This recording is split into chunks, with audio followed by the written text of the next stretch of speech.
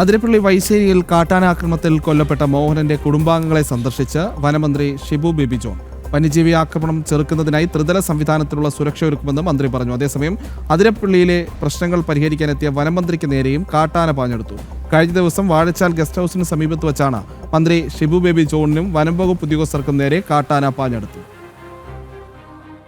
കഴിഞ്ഞ ദിവസം അതിരപ്പള്ളി വൈശ്ശേരിയിൽ കാട്ടാനാക്രമത്തിൽ കൊല്ലപ്പെട്ട മോഹനന്റെ വീട്ടിലാണ് വനം വകുപ്പ് മന്ത്രി ഷിബു ബേബി ജോൺ സന്ദർശനം നടത്തിയത്.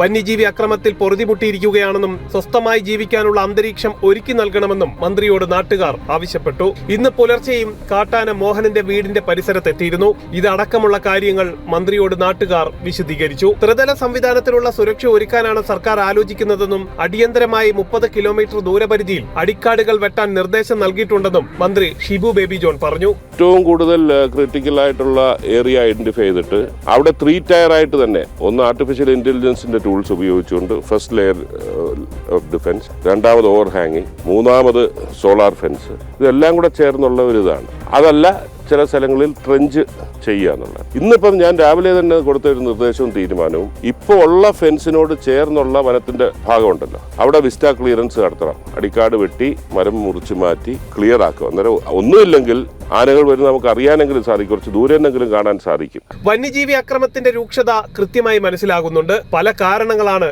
ഇതിന് പിന്നിലുള്ളത്. വളരെ ഗൗരവത്തിൽ ഈ വിഷയങ്ങൾ പരിശോധിക്കുമെന്നും 10 വർഷത്തെ പ്രശ്നങ്ങൾക്ക് പരിഹാരം കാണാൻ 15 ദിവസങ്ങൾ കൊണ്ടാകില്ലെന്നും അക്രമകാരിയായ ആനയെ കണ്ടെത്തുമെന്നും മന്ത്രി കൂട്ടിച്ചേർത്തു. അതേസമയം അതിരപ്പള്ളിയിലെത്തിയ വനം വകുപ്പ് മന്ത്രി ഷിബു ബേബി ജോണിന്റെ വാഹനത്തിന്റെ നേരെയും കാട്ടാന പാഞ്ഞെടുത്തു. ഇന്നലെ രാത്രി വാഴച്ചാൽ ഗസ്റ്റ് ഹൌസിൽ പോകും വഴി ചാർപ്പ ഭാഗത്ത് വെച്ചാണ് മന്ത്രിയുടെ വാഹനത്തിന് നേരെ കാട്ടാന എത്തിയത്. വനം വകുപ്പ് ഉദ്യോഗസ്ഥർ ആനയെ റോഡിൽ നിന്ന് തുരത്തിയ ശേഷമാണ് മന്ത്രിക്ക് കടന്നുപോകാൻ സാധിച്ചത്.